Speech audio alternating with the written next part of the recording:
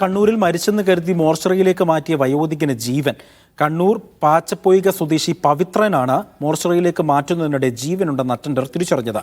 Kannur AKG സഹകരണ ആശുപത്രിയിലാണ് സംഭവം. മംഗളൂരു ഹെഡ്ഡേ ആശുപത്രിയിൽ വെന്റിലേറ്ററിലുണ്ടായിരുന്ന രോഗിയെ ഇന്നലെ രാത്രിയാണ് കണ്ണൂരിലേക്ക് കൊണ്ടുവന്നത്.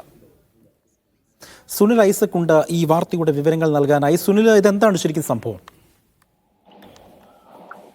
അജി, തീർച്ചും കൗതുകകരമായ അല്ലെങ്കിൽ അത്ഭുതകരമായ ഒരു വാർത്ത എന്ന് തന്നെ പറയാം കണ്ണൂരിൽ നിന്ന്. അതായത് ശ്വാസകോശ സംബന്ധമായ അസുഖങ്ങളെ തുടർന്ന് മംഗളൂരിലെ ഹെഗ്ഡേ ആശുപത്രിയിൽ കഴിഞ്ഞ ഏറെക്കാലമായി ചികിത്സയിലായിരുന്നു പവിത്രൻ. അതിനുശേഷം ആ വെന്റിലേറ്ററിലേക്ക് മാറ്റുകയും ചെയ്തു. വെന്റിലേറ്ററിൽ നിന്ന് മാറ്റിയാൽ ജീവൻ നഷ്ടമാകുമെന്ന് അവിടുത്തെ ഡോക്ടർമാർ അറിയിക്കുകയും ചെയ്തിരുന്നു. എന്തായാലും ദിവസങ്ങളായി വെന്റിലേറ്ററിൽ തുടർന്നതിനെ തുടർന്ന് അവിടെ ബന്ധുക്കളും മറ്റുമൊക്കെ ആലോചിച്ച് വെന്റിലേറ്റർ നീക്കം ചെയ്യാൻ തീരുമാനിച്ചു.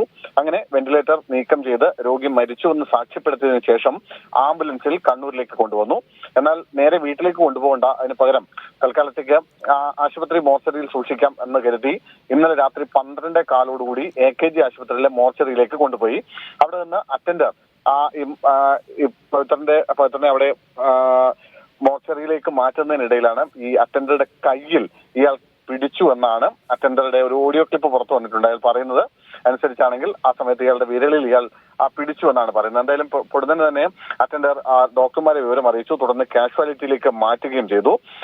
എന്തായാലും ഇപ്പോൾ തുടർന്ന് ഡോക്ടർമാരെത്തി ആശുപത്രി ICUവിലേക്ക് മാറ്റിയിട്ടുണ്ട്. ഇപ്പോൾ AKG ആശുപത്രിയുടെ ICUവിൽ ഇയാൾ ചികിത്സയിൽ തുടരുകയാണ്.